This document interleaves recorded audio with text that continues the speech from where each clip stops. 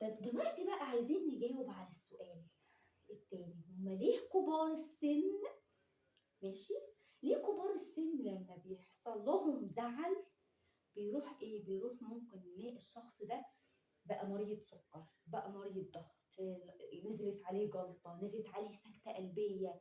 ايه اللي حصل؟ اول حاجة، لما في الغضب ايه اللي حصل؟ هرمون الادرينالين طلع، تمام؟ الشخص ده ذات نفسه ما قدرش يعمل كنترول من الكوجنيشن، الايموشن او المشاعر هي اللي عملت كنترول.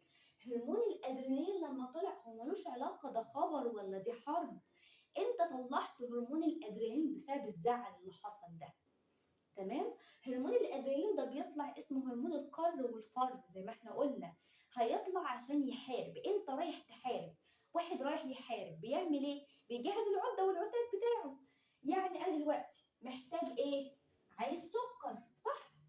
صح، محتاج جلوكوز، عشان الجلوكوز هيمديني بالاي تي بي الطاقه واقدر اتحرك.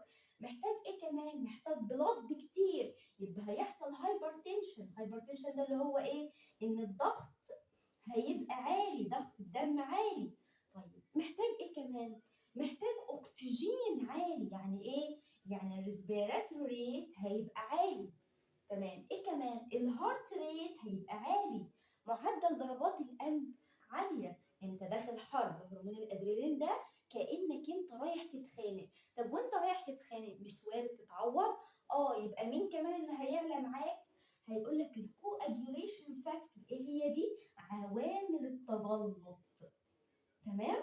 طيب انت خدت الخبر، رحت قعدت ما عملتش اي حاجه، ما طلعتش، ما استخدمتش الجيوش اللي انت طلعتها دي، ما استخدمتش السكر ففضل عالي في دمك، ضغطك عالي، عارف اللي هو انت ما هديتش وعمال تغلي من جواك، الاكسجين عالي، طبعا الهارت ريت القلب عمال يشتغل على اساس ان انت ايه؟ بتتخانق، وما انت ما عملتش حاجه. عشان كده تلاقي الدكتور النفسي يقول لك ايه؟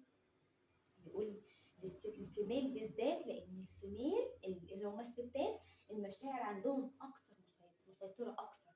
يقول لها هاتي مخده وزعقي فيها، طلعي غضبك، هاتي حاجه واكسريها، اعملي بيهيفير عشان تطلعي الحاجات دي، ما تحطيش في نفسك عشان ما تصابيش بالامراض، وده فعلا اللي بيحصل.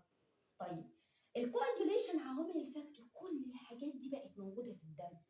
ايه بقى اللي هيحصل؟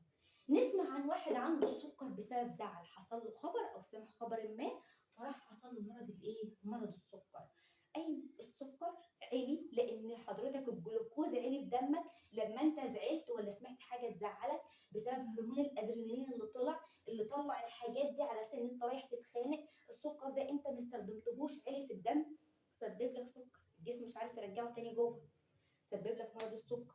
الضغط اللي عالي، انت بقى اصلا واحد يعني كبير في السن، يعني عندك حاجات تصلب شرايين وحاجات قبل كده، يعني انت مش ناقص ضغطك يعلى تاني، فهيبقى صعب ان هو يرجع للنورمال، تبقى مريض ضغط. نسمع عن ناس بقى عندها سكتة قلبية، صح؟ طيب سكتة قلبية ليه؟ لأن القلب اشتغل كتير، فالقلب مش قادر، ما عندوش القوة إن هو يعمل المجهود ده، وهو عمل المجهود ده بناء على إيه؟ على الهرمون اللي طلع وطلب منه كده.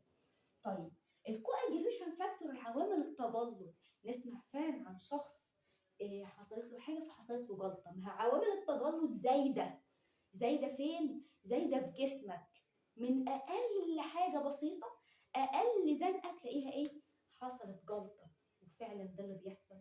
عشان كده بنقول إيه؟ نعمل كنترول، دي بريسنج، خد نفس، اهدى، فكر، ادي لإدراكك هو حرية التصرف، اديله فرصة إن هو اللي يفكر ويتحكم، مش مين، مش الإيموشن بتاعتك، عشان تعمل behavior مناسب.